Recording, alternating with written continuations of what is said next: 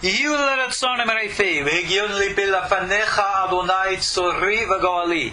the words of my mouth and thoughts of my heart be acceptable before you, O God, my rock and my redeemer. Shalom all, and welcome to our KosherTorah classes. I'm, of course, your host, Ariel Bar Tzadok. We are beginning now a new series, which I am titling Understanding the Symbolisms of the Theoretical Kabbalah. Being that the symbolisms, and I emphasize symbols, metaphors, whatever terms we're going to use to describe abstract realities, this is the foundation of, I would say, the vast majority of Kabbalah study in the world today. All Zoharic study, all Ari'zal study, almost everything from all Hasidic schools is all based upon the theoretical Kabbalah, which deals with the talk of Sefirot and Partsufim and Olamot, all of which we will describe, define, and analyze properly in this class. So, with that, I want to share with you some things to begin with. Number one, the metaphors and symbols used by the theoretical Kabbalah are very, very involved, very, very deep. And Rabbi Hayim Vital, who was the redactor of the Ari'zal system, is the one responsible for bringing us the lion's share of this material. And I'm going to talk a moment about him in a minute. But his works on this are in numerous volumes. In Hebrew, the system of the theoretical Kabbalah is called Seder HaHishtalshelut, which, if you would translate, means the order of spiritual evolution. In other words, we're dealing with a metaphysical, philosophical question. How does the ultimate, unknowable God become known and experienced by us? That's pretty much the question. Well, Rabbi Hayim Vital wrote volume after volume to answer it. It could be the Sha'ar HaHakdamot, or the Otzrot Chaim, or the compendium which we know as the Etz Chaim, amongst others, which deal with intricate details of things, which we have another book before us that we're going to use in this class, which is going to describe these things in the most briefest form possible. Now, in a previous series, many years ago, I went through Rabbi Hayim Vital's book, The Otzrot Chaim, and we went through the beginning phases of it. In 21 lessons, called the Otzrot Chaim again, the Treasury of Life. And those lessons are available online for those who want to take this deeper. I've written on this material in my old Panu Derech journal from, almost 20 years ago. And what is now available as an ebook entitled Basic Kabbalistic Concepts and Terminology. I did an even deeper insight writing into this in something called Torah HaKabbalah. Both of these are available as ebooks. They're available in PDF format from KosherTorah.com or in Kindle format from Amazon. So, for those of you who want to do some reading, the Basic Concepts and Terminology book actually has my own diagrams in it. Go take a look. Here's the important thing to remember. When we're talking about all this stuff, as we're about to explain, what are we talking about? We're going to talk about worlds and Sefirot and Sephirotic faces and all kinds of strange and bizarre things. Now, our text that we're using in Hebrew is called Derech Chochmat HaEmet, The Way of the True Wisdom, by Rabbi Moshe Chaim Luzzatto in the 1700s. He's already a good 100 plus years after Rabbi Hayim Vital. A translation of the book that we're learning is called the Kabbalah of the Ari'zal according to Ramchal, translated and commented by a Rabbi Raphael Afilalov. Now, I have only had a brief chance to look at the book, and I would think that his translation is at least acceptable. Whereas the good rabbi's commentary, well, you're going to see in this class just how much we differ. Because we start with a very important basic premise, which I want to share with you from the words of Rabbi Yisrael, the Ba'al Shem Tov himself, from his book, Sefer Ba'al Shem Tov, to lay down to you the principles of what it is that I'm talking about.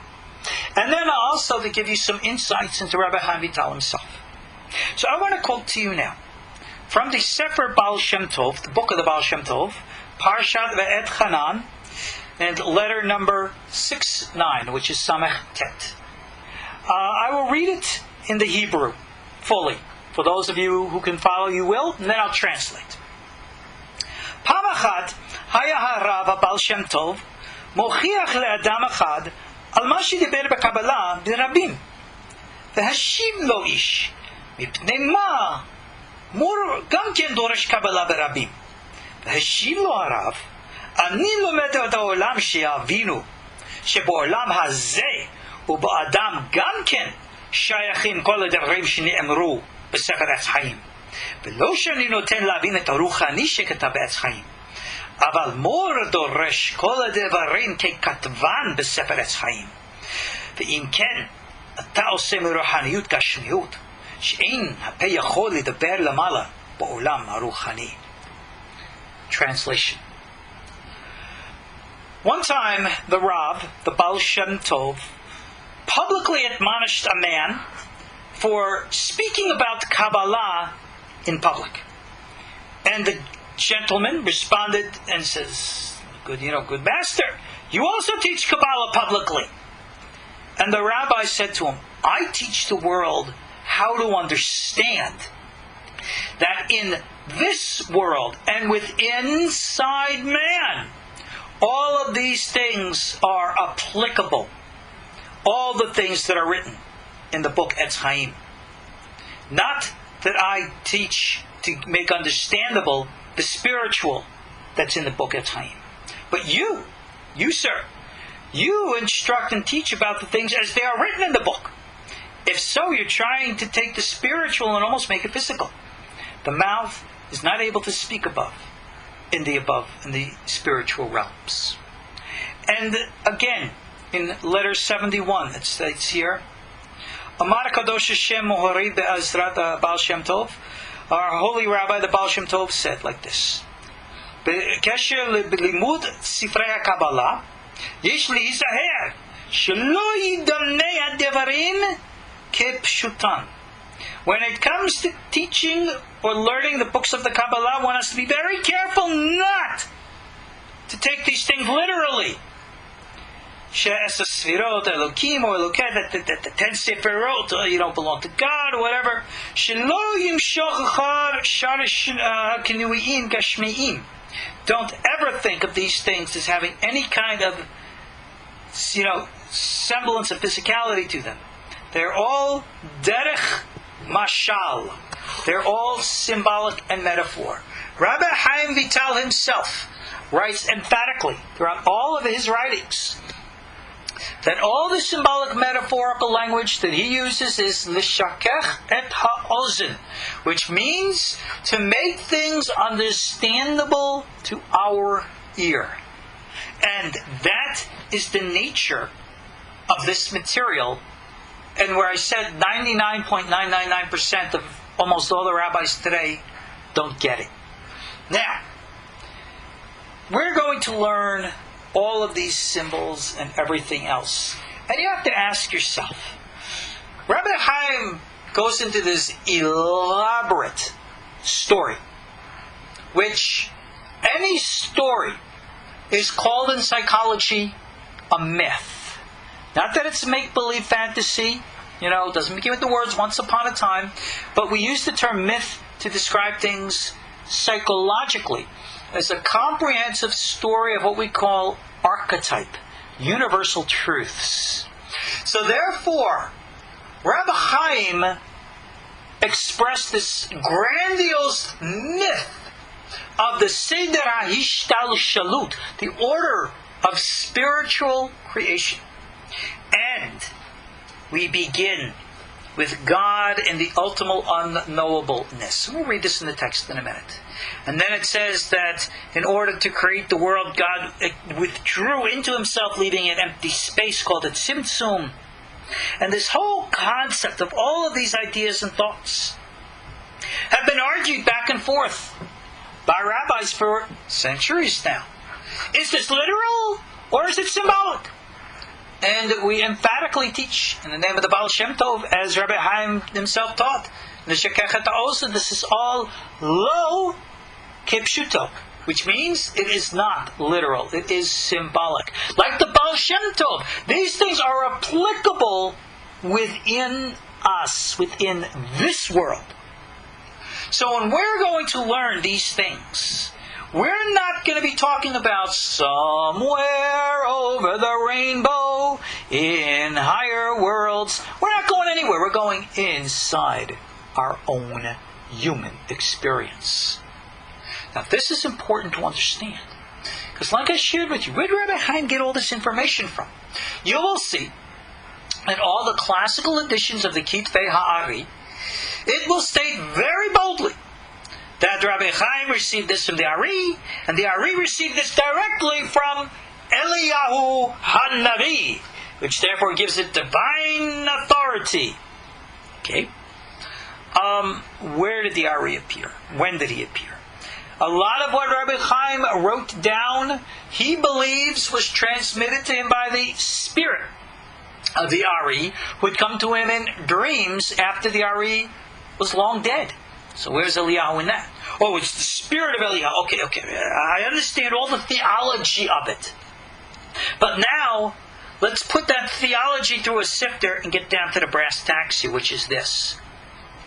It all came out of Rabbi Hayim's head. It all came out of his mind. It all came out of his imagination. Not to say, God forbid, that imagination is a falsehood or a limited construct locked in by the brain. On the contrary, the human mind, even as analytical psychology can show, is certainly not limited to the individual, certainly not limited to any organic matter. The mind is universal. We all connect in greater realms. As such, when Rabbi Hayim is meditating, thinking, contemplating about these things, you can rest assured this is how he received it.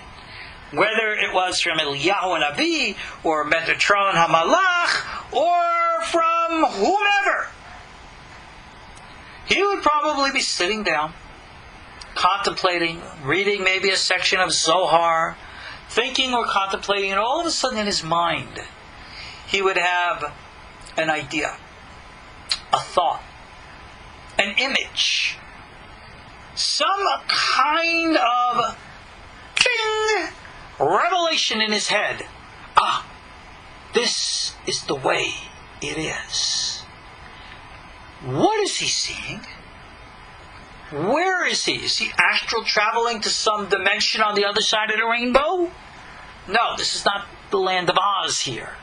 We're in reality.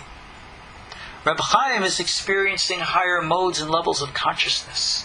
He's delving into the psychic fabric of our collective humanity, and as such is tapping into deeper collective insights into the ultimate essence. And in the words of Jungian psychology, he's having what we call a numinostic experience. An experience which is understood to be, or thought to be, God. Or divine, as the case may be. So Rabbi Hayim is experiencing, seeing these things, and needless to say, writing them all down. He did not have the Kitvei Ha'ari to read, to argue and debate. He's the one who wrote them. he was an experiencer. He was very much a dabbler in the prophetic Kabbalah, as we see from his Sha'ari Kiddusha, the fourth censored section. He was a dabbler in the magical Kabbalah, as we see from some of the modern works, like his commentaries on the Brit Minucha, the covenant of comfort or peace, where he deals with all the angelic stuff, or his Sefer Pe'ulot, which also deals with issues of practical Kabbalah. So he knew and understood what he was doing. And he had these experiences. And the concept of these experiences is important. Because, needless to say, Rabbi Hayim was not the only one to attempt to experience the Kabbalah. So for him it would not be theory. It would be experiential. One of the greatest minds in the century after Rabbi Hayim was this young Italian upstart named Moshe Chaim Luzzatto, who at a young age, teenage years even, 20s, he's doing all these meditations and he's having visions, entities are appearing to him, he's writing his own Zohar, channeling it from places above. Needless to say, the religious establishment got rather ticked off at him. But, going through the rigmarole as he did, you can read about the life of Moshe Chaim Luzzatto. He was a rather modern, by modern terms, Orthodox rabbi. He was a clean-shaven man, from what we know all his life and the like. And he was an experiencer, as was Rabbi Hayim Vital. Another excellent understanding of the Kabbalah is actually another book of his called the 138 Pitche Chochmah, or the Klach Pitche Chochmah, 138 openings of wisdom. And a translation of this has been made available by a very dear friend of mine, Rabbi Avraham Greenbaum, of the Azamra Institute in Jerusalem. And I'm going to quote from his book on page 25, opening 7, which is entitled The Forms in which the Sefirot appear. And these are the words of Rabbi Moshe Chaim Luzzatto in translation. The Sefirot can shine with an abundant radiant of light, or with diminished radiation. They can appear in numerous different forms and likenesses, although in truth they possess no form or appearance. It's just that they appear in some form or likeness. But one who examines them will see that in truth the form and likeness are purely contingent upon the observer. As is stated in the verse, and in the hands of the prophet I used likenesses, Hosea 12:11. In their essence, however, the Sefirot are only an extended array of powers, organized in their necessary order, interdependent in their various laws, and influenced by one another, as required according to the perfection of the entire ordered plan. If you understood, we are not dealing here with absolutes. We are dealing here with subjectives. So therefore, to argue and to debate, as the philosophical Kabbalists always have done, in my opinion, is fundamentally the wrong direction to go. You have to be able to experience these things and understand them. How? Not as realities in the abstract spiritual world. Remember the Ba'al Shem Tov said, we don't talk about that. We apply these lessons how they mean to us. So when we're going to talk about the Ein Sof and things like that, and the Tzimtzum, we're going to talk about us. And we're going to understand these things as they apply to us. And therefore understand these things properly. Which should hopefully give you some ability of insight to experience them within your own personal experience. Just like Moshe Chaim Luzzatto, just like Hayim Vital, and a couple, very, very few rabbis of this generation, one of whose names I will not mention. But that is how this stuff works. That is why we must understand this. So that when we go into later courses and talk about these things, we can understand what the blazes it is we're talking about. Earlier today, I had a conversation with one of the students who's actually with us in class tonight. And she asked me, where did I learn all this stuff? And I assured her, not from Eliyahu Hanavi. I don't have grandiose visions and the like of spiritual entities coming to me. I sit and I contemplate and I get ideas based upon what I read, what I learn, what I was taught. And therefore, my knowledge of this is experiential, not just theoretical. Let's make a comparison to help us understand. We all know there's a difference between science and art. Yes, yes. If I want to share with you a theory about something energetic, spiritual, that which we cannot test, taste, see, examine, such is the nature of religion. Whose religion is right? A. Christianity. B. Islam. C. Buddhism. D. Hinduism. E. Judaism. Each one's pretty much mutually exclusive of the other. How shall we come to the ultimate conclusion? Well, one way is we could put everybody in a room, give them all guns, and the last man standing wins. Needless to say, that's the way some people are doing it, but that's no answer. You haven't proven anything. And with that which cannot be proven, you cannot. That's called faith. Very artistic of us. That's why religion is a matter of faith. Beauty is in the eye of the beholder. That's really a matter of faith. It's what you believe and what you don't. Now let's compare that to auto mechanics. We all know what a car is, don't we?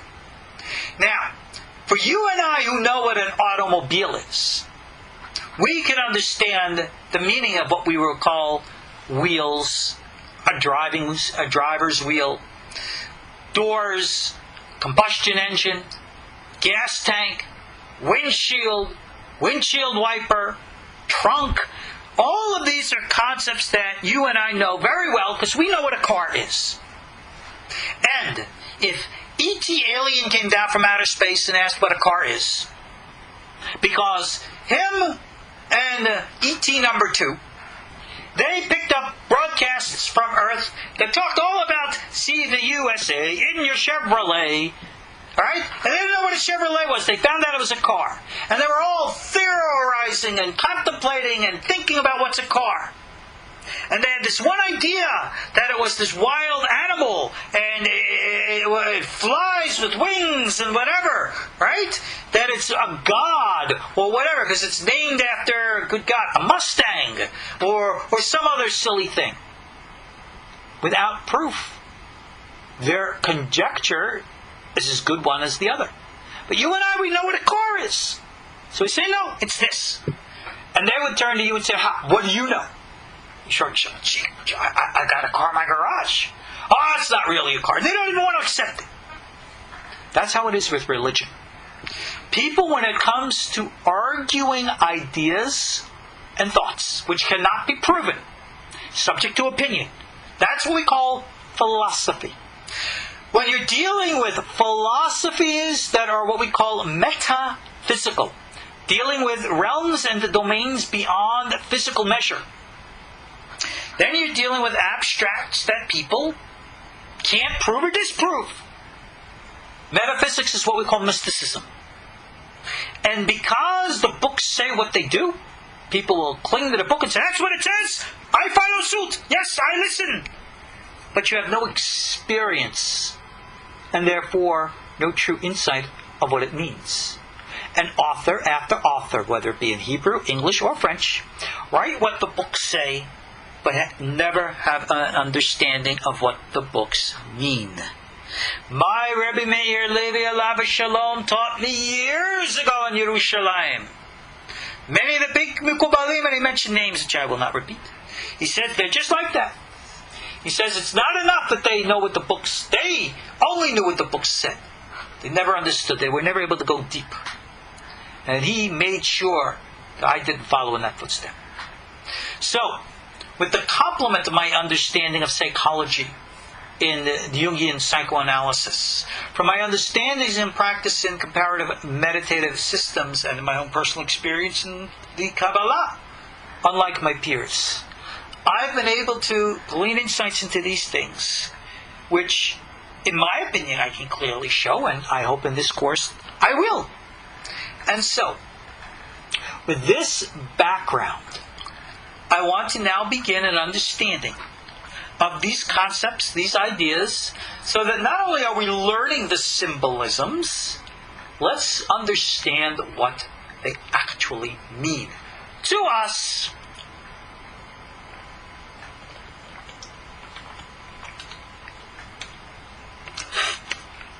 I had to put a little bit of the wet the whistle, keep me going in there.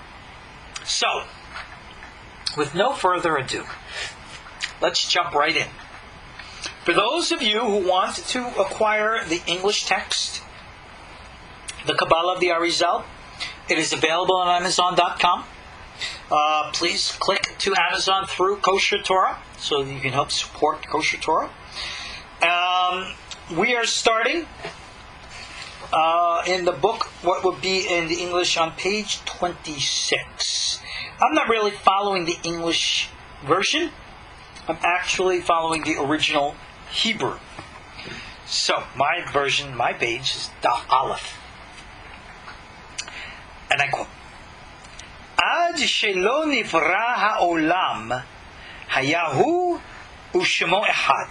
Pirki Rabbi Eliezer Perik Gimel. Ad shelo nivra ha'olam.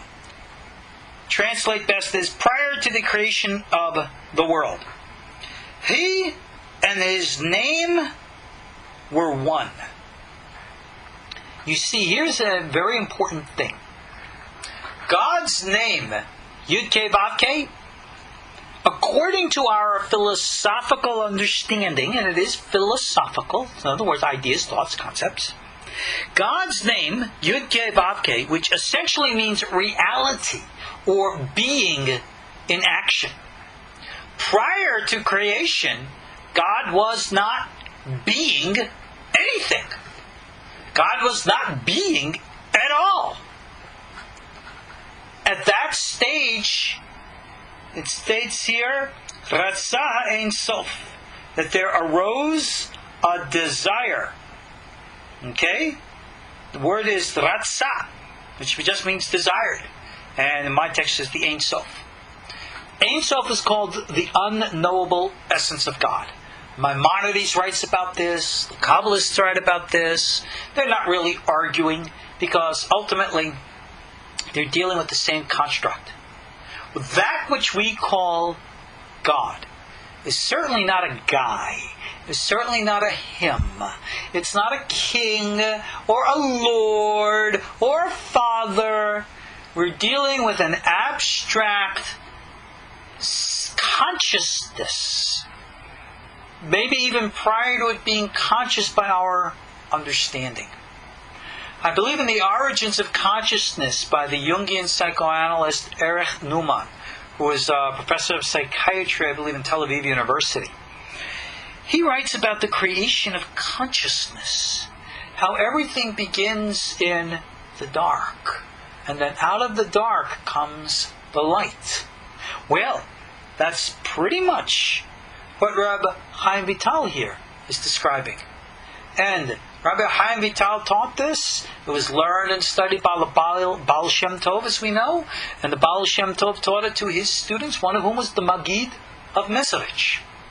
And indeed, Carl Jung, the famous father of analytical psychology, is known to have said that he considered the Maggid of Mezrich's writings, which apparently he had in translation, to have predated, to have grasped and predated his analytical psychology by over a century.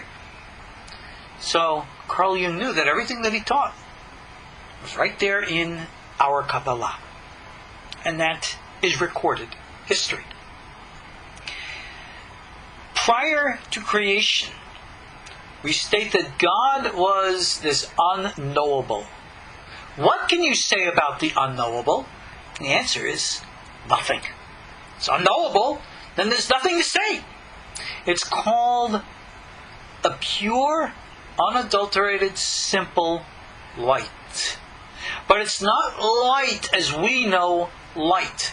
If you think of light, think about it. How do you visualize light? If you were to close your eyes right now, or eyes open, you think of light. Usually the color white, or yellow, or bright pops into your head. That's only normal. That's natural. That's what we perceive as light, because that's what we understand as light. The original light was not that. If anything, it was the opposite. It was the dark light, the darkness. There was no light as we understand it. Everything was in a level of absolute simplicity. For those who are familiar with the concept of electromagnetic wavelengths, you can go from the absolute flat line, when the waves start growing and growing and growing until they get to the point of visual light in the infrared area and the red area, and they get higher and higher and higher, pitched until they get to the violet area, and then eventually beyond the visual scene into the ultraviolet, and then on and on and on. Well, we're dealing at a point where everything was flatline, where all energy was not yet moving. Okay, this state of absolute equanimity, balance, unknowable black light. What state does this equate to in our human experience? Come now. This is what we call the unconscious. That absolute black nebulous area which is in each of us. Now, you might object and say, well, the unconscious isn't really dark. There's a whole bunch in it. And I agree there is. But we're not talking about what's in it from its own point of view. We're talking about what's in it from our point of view. And from our point of view here in creation, the Ein Sof was this black unknowableness. And Rabbi Hayim Vital makes it very clear that domain between each of our intellectual, emotional, psychic dimensions within ourselves is this black unknowable area which we call the unconscious. And it becomes a subjective or a little Ein Sof in each and every one of us. So the Ein Sof is not a concept of what's out there at the ultimate end of the universe. It's inside us, as a ways and means, as the source of consciousness to what comes beyond. Prior to being, prior to Yud-Kei Vav-Kei, being and non-being were undifferentiated. That is a reality that we cannot logically wrap our heads around. And yet, if we look at the unconscious, it is dark from our point of view, but not from its own. So from the point of view of the Ein Sof, there's a whole bunch of stuff going on in there that I guess we'll just never know. And it states, there arose a desire. A desire. Desires make the world go round. Allah Ratzon. What is a desire? It's movement. It's the ultimate spark. It's the beginning and dawn of consciousness. It's that which states, before even I know, it says, I want. What would come after I want? I want to, ... fill in the blank. First it starts with, I want to know. And then I want to understand. And then I want to feel. And then I want to do. I just pretty much described to you all the worlds. But you see, this is how it works within us.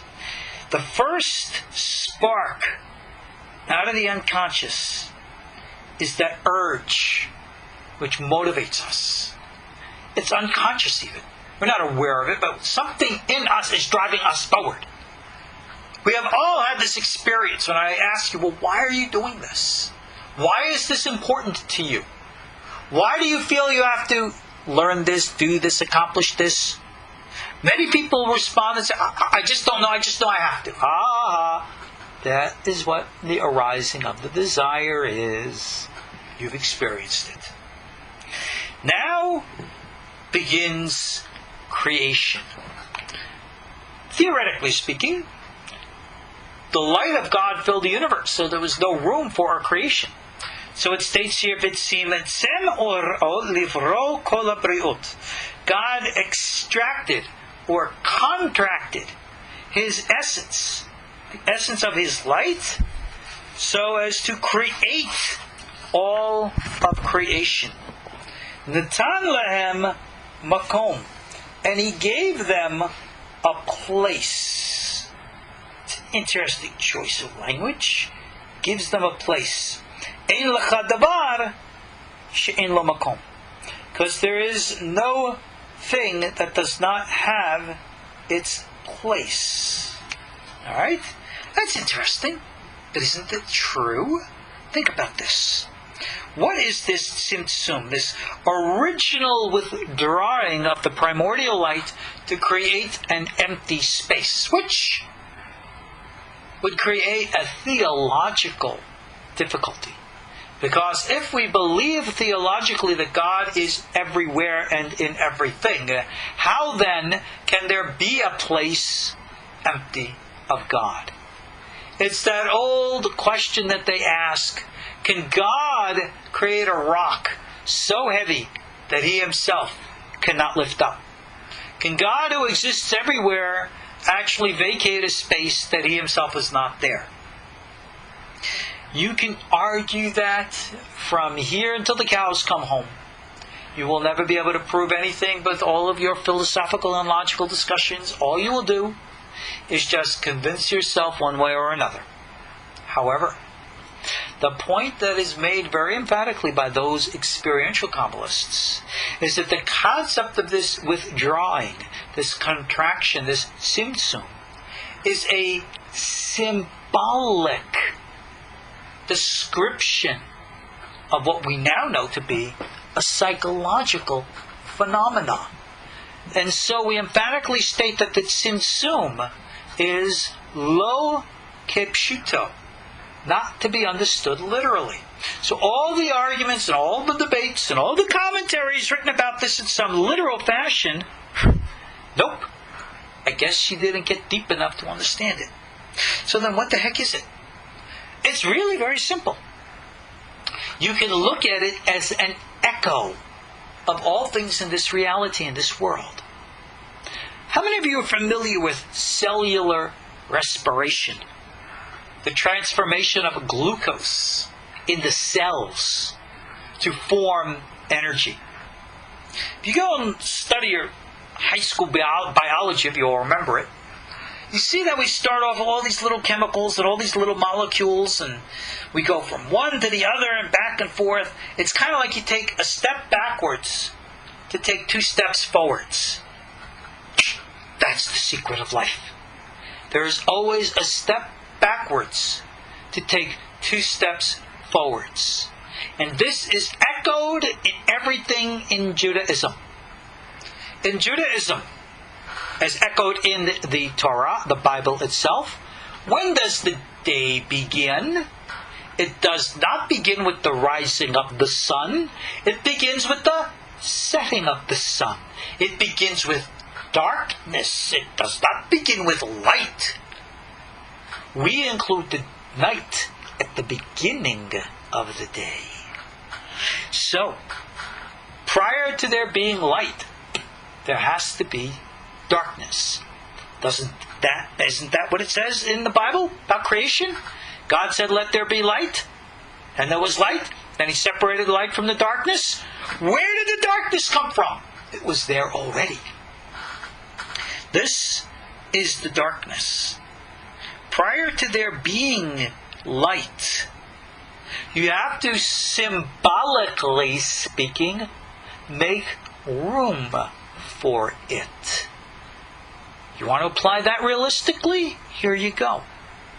If I want to share with you and new idea, a concept, a belief.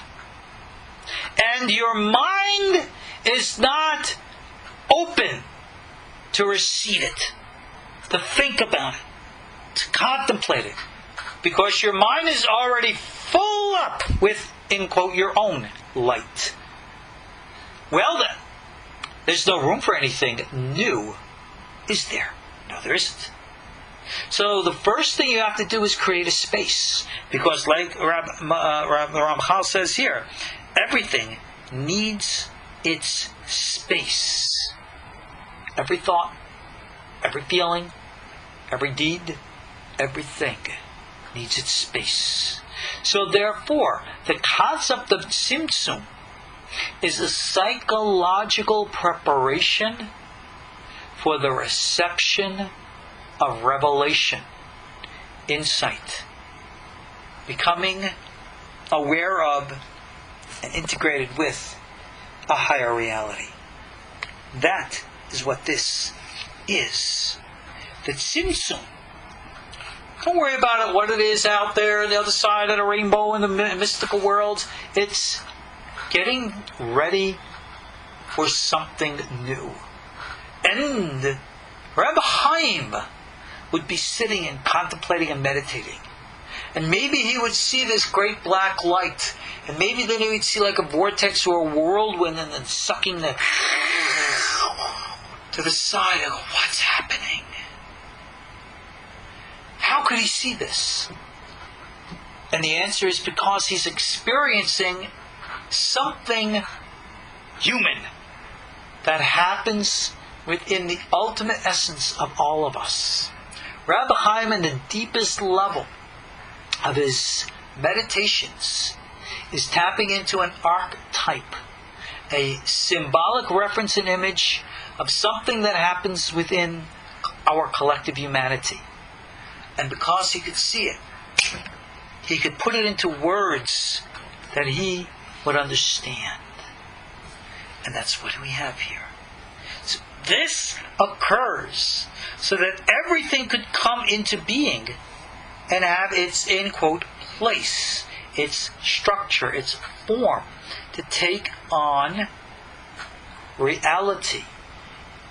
Because prior to this level, is it real already? Well, it's in the dark. We don't know.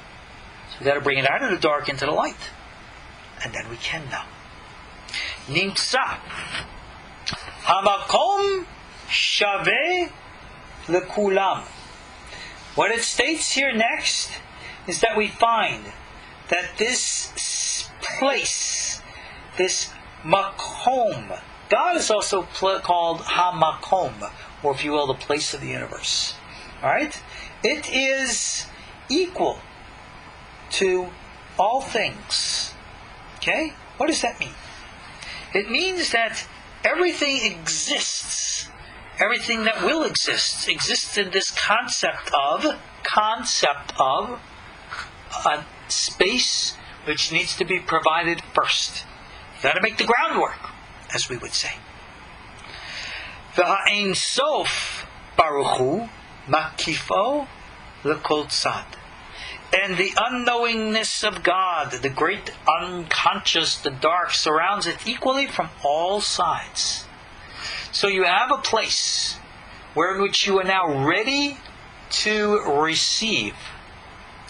And if you would try to go beyond the boundaries of that, you would penetrate into realms which are unpenetrable. And therefore there's no place to go. And it's in every which side and every which way, symbolically speaking, because we're talking about realms within our psyche and our minds. So it then states something interesting. The kav yotze mimenu letzad echad, bokea unichnas v'osei kol hamadrigot. Then comes forth a beam. The Hebrew term here is kav, which actually means a line. You can call it a beam, a ray, something, like, you ever see, like, in Star Wars, you got the laser, the lightsaber. Something is coming out of the Ein Sof into this newly vacated place. which again, we emphatically state is not really empty of God. We say there's an echo of God left in it. That's called a rishimu. This, in quote, echo of God. So lower level of consciousness. In other words, it's that sense of desire to know. Now the light penetrates and comes within. It says from a side. Which side? Notice it doesn't say from above. Even though if you look at all the pictures of the Ein Sof, including the ones I myself have drawn, we always picture the light coming in from the top. But in this respect, technically speaking, there is no top, or bottom, or right, or left. Because we're dealing here with concept, not location. So therefore the kav, the beam, which is like the seed of life, is the first thing to come in. It penetrates, it breaks into this emptiness and goes into it to create or to make all the levels that is yet to come. So the levels in regards to our human experience we recognize as the physical, the emotional, the mental, the spiritual, psychic, intuitive, and the essential. Those are our 5 levels. What's above all of them? The seed, the kernel, from which it all comes forth. I'm sure somewhere along the line in your lives you've seen seeds. Maybe you've taken seeds and actually planted them. What is inside the seed? The answer is all the information that you will need to grow the mighty tree. You can get 100-foot tree out of a seed, which is smaller than your fingernail. Much smaller sometimes. And I would look at this little itsy-bitsy thing, and I'd say, you're telling me that big mighty oak tree is going to grow out of that? I'm going to go, yep. Because as we know, there's DNA within the seed. And that dictates a pattern, and things then start to grow. And this kav, which comes forth from the Ein Sof, consider it, if you will be, like the DNA. It in itself is just symbolized as a beam of light. But what it is, if you will, the beam of life. And in it is the code and the pattern of all things which are yet to come. Again, this is just as it is with us. When a thought arises in our minds, or a feeling in our hearts, we have the most seed-like kernel form of it. And it requires of us thought, contemplation, patience and time to flip it over and flip it over till it really finally matures, which we can symbolize and says it grows. Moving right along. Eser madrigoten. There are 10 levels. Midatan she'en lehem sof. Their measure has no end. These 10 measures of what we've been referring to as the 10 Sefirot. What is a Sefirah? Well, if you remember, we read from the 138 openings of wisdom. It's an expression. It is an expression, if you will allow me to use the term, of what's in the DNA. Is the Sefirah God? No, it's not. A Sefirah, in the theoretical terms, is never called the light of God. On the contrary, it's called the vessel for the light of God. The light inside each of the Sefirot is the exact identical light. Whereas each Sefirah is like a vessel. Think of it being colored glass. Each Sefirah being a different color. And one light bulb shining through them all. But again, creating 10 different lights. One blue, one green, one yellow, one red, etc. Well, that's how we understand it. What are these different, in quote, colors? They're the different structures of the human experience, which we call intuitive, intellectual, emotional, physical, and all the divisions and subdivisions thereof. And if that's the case, then what is the light? The light, as we said, was the desire. The desire to spiritualize, to intellectualize, to emotionalize, and to do underlies everything. So therefore, this is the relationship of the light to the vessel. These 10, which is, if you will, almost a Kabbalistic DNA pattern, and in their ultimate essence, they have no finite construct or form. That's what we read from the 138 openings. They are experienced within our individual psyches, unique and different in accordance to the individual. And again, Carl Jung would be nodding his head saying, that's an archetype. Your vision of it, my vision of it, Prophet Ezekiel's, the Prophet Isaiah, the Prophet Jeremiah's, everyone were experiencing the exact same thing, but in a very different way, each in accordance to our own circumstance. Many of us might have actually had an archetypal visual experience of the chariot of Ezekiel, but we would not see it in the same way as would Ezekiel, because we're not Ezekiel. We don't live in his time. We don't live in his place, not in his milieu. Our minds, see things in a different set of imagery, in a different light, if you will. And therefore, we can experience the exact same archetypal universal experience of this Merkava and see it in as a completely different structure and form, just like, again, 138 opening said we would. This is something very much understood. Even Maimonides echoes these teachings. And this is why, to this very day, people who meditate or try to practice Kabbalistic teachings, they have experiences, but they don't know what to do with them, because they don't know how to understand and interpret them. And that, of course, is the problem. It states here that these 10, these Esara, are Igulim, V'Yosharan, Be'emtsa'an. That they are 10 spheres with their, here's the Hebrew word, Yosher, in the middle of them. Now, Rabbi Hayim speaks of the emanations of the lights of the Sefirot coming forth in two different structures. One as concentric spheres, and the other in the form of this Yosher, which is beams or columns, which actually gives rise to the diagram of the 10 Sefirot that we're all so familiar with, as having a right and left and center columns. So essentially you have 10 spheres, and then the column of the Sefirot going through it. What on earth does all of that mean? Forget about anything physical. Forget about trying to superimpose a straight line over a circle or anything of the kind. You're dealing here with symbolic references to two different modes.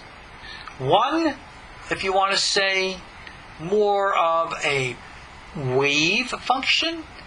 The other, more like a particle function. Two different realities, which are both manifestations of the same underlying truths. This gives rise to that which we later in our experience call the natural and the supernatural, the visible and the invisible, the physical and the spiritual, Yud-Ke, Vav-Ke, and Elohim. A dual world. Why do we need a dual world? Because ultimately that's an expression of the original Tzimtzum. We had a separation and a duality, a withdrawal of, in quote, light, creating the original darkness, which is considered to have been an act of severity, din, or judgment. And that's why rigidity in structure is foundational to our entire construct of reality. We all have to define structure. Even these 10.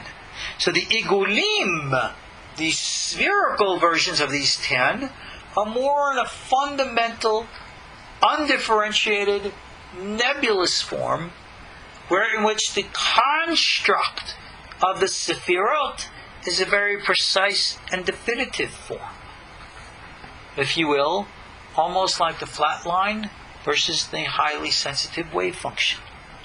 That's the difference between them, and that's a brief understanding of the spheres and the circle, I should say, and the straight lines. Which Rabbi Hayim speaks of the spheres and the straight lines as the difference between what he calls the nefesh and ruach levels of soul. Soul, again, or life force energy, and, or if you will, consciousness. And underlying nefesh and ruach is what we today call the worlds of Asiya and Yetzirah, the physical and the spiritual. And that's exactly the source of the different natures of dimensional and psychological experience. One following a very material and mechanical understanding of things, like we know very well from the physical world, and another following a more intuitive, artistic, or psychic way of understanding things, which we call the spiritual world surrounding us. And now, Shebehen mitotav shel hamakom. Within these realities, call them spheres, call them straight lines, it doesn't matter, it's all the same.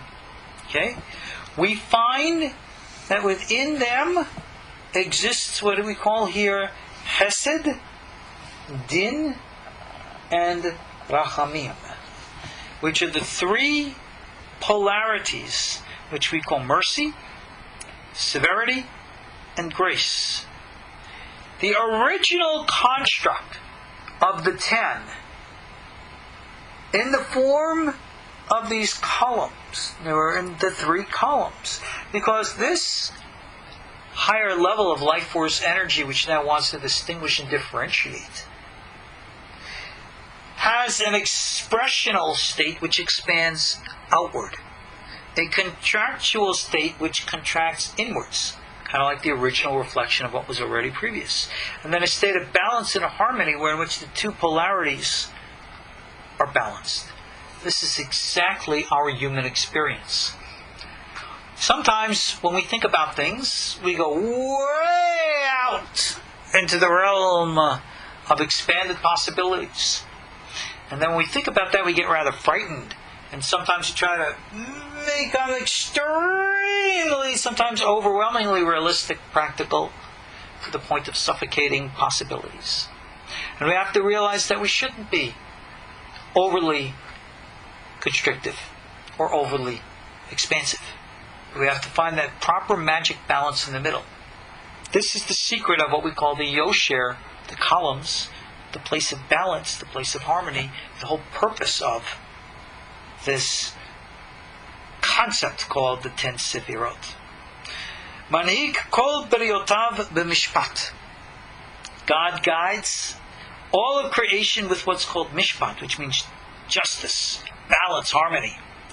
Maskiru ma'anish, rewards and punishes. Machazir kol ra'a l'tova, flips all evil around to good. In the Torah belief, evil is nothing other than immaturity, prematurity, a level which needs to evolve, grow up, and mature so that it becomes a positive force as opposed to a negative. Negative is always referred to as being immature, and that the universe is evolving to a point of the nullification of that psychic concept within us. Umevi beriotav liritzono, the point to bring all of his creation to his will. Carl Jung speaks about something unique in psychology. He states that when a child is born, it's born with an innate personality. Everything's already there. If anyone's ever raised a kid knows that. See, right from kids' first expression. Some kids are more aggressive, some are more docile, personality. And the entire process of growing up isn't to learn or find or grow a personality, but rather to discover the personality that's already inside one and to let it out. Carl Jung refers to this as a teleological direction to psychological individuation. That there's something from within us guiding us towards a preconceived destiny. Almost like the unlocking of a DNA within our psychology. This is in the universe, that the entire universe is doing this as well. V'ken hu omer, and again, to reference this, he quotes, I am the first, I am the last, besides me there is no God. Ultimately, beginning is in the end is in the beginning. It says here that all that God created in His world, He created for the sake of His glory. The Hebrew word for glory is kavod. Kavod is actually energy. The life force energy. Everything He created to be an expression of life force energy. Most people misinterpret this and say for God's glory means that we have to make God look good. And they interpret this in some kind of an ethnic or cultural or even chauvinistic way. Of saying, got to make God look good, got to always hold God in esteem. But that's in itself a symbol. The way we hold God in esteem is to hold each other in esteem. So, again, he quotes the verse, all that I created, in my name, for the sake of my dishonor, I created, I formed, I even made. Which is a reference to the Biriya, Yetzirah, and Asiyah, the three worlds of the lower domains, which we call the realms of mind, heart, and deed. And that is what the purpose of creation is, to materialize and manifest all these things. And thus it says, Hashem Yimloch Le'olam Moed. God will reign forever and ever. And the verse actually says He was king, is king, and was king, will be king. Because ultimately, the reality of that which is to come is already a preconceived notion which is not coming towards an unknown future, but a preconceived path. In a way, everything is already, if you will, programmed. So, on that note, we've finished the first of our understandings here. And we've recognized and understood this within a psychological component. That we're talking about the grandiose universe, and at the same time, indeed, we're talking about ourselves. So I have a question here in text. Should we ascend up the tree of life from Malchut to Keter in the specific zigzag fashion, or straight up the middle? That is a symbolic reference.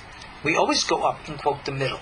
Because psychologically speaking, if you're too extreme to the right or too extreme to the left, you're either too liberal or too strict. You create imbalance. So therefore, life is always about movement. By nature, we always, allow me to say, make mistakes. We are always either too liberal or too strict. And therefore, we're always in this movement phase of right to left, left to right. This is the pendulum movement. This is the tension of movement. That's exactly what this whole process is all about. It's the reflection of our reality. Rabbi Hayim is seeing this within his vision and writing it down as the pattern of the universe. When in reality, it's the pattern of our inner universe, just like the Ba'al Shem Tov taught us. And then someone in text here is asked, who will interpret the experiences? Well, that's what you go to a Rebbe for. The Rebbe is the one who's supposed to guide you, and that's why you're supposed to go to someone who knows experience. Someone who doesn't have to just explain metaphor with more metaphor, doesn't really know what they're talking about. You have to have the experience to understand this in reality. And we've ran out of time for this class at this time. So with the grace of God, we'll pick up in our next lesson and continue more of explaining the meaning of the symbolisms of this theoretical Kabbalah. Thank you again all for joining me. I'm your host, Ariel Bar Tzadok. Looking forward to seeing you in our next class and online at KosherTorah.com. God bless. Good night. Shalom. Good night. Shalom. Good night. Shalom. Good night. Shalom. Good night. Shalom. Good night. Shalom. Good night. Shalom.